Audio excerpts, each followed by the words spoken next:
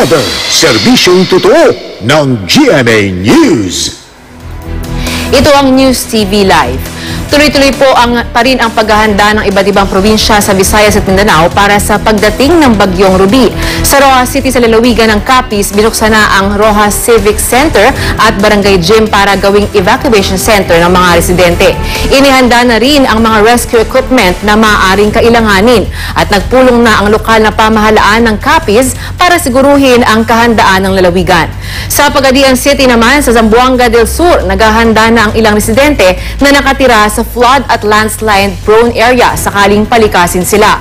Hindi na rin pumalaot ang ilang sasakyang pandagat dahil pa rin sa banta ng bagyo. Habang sa Dinagat Islands kung saan nakataas ngayon ang Public Storm Signal number 2, sinimula na ang ilikas ang ilang residente patungo sa mga itinalagang evacuation center.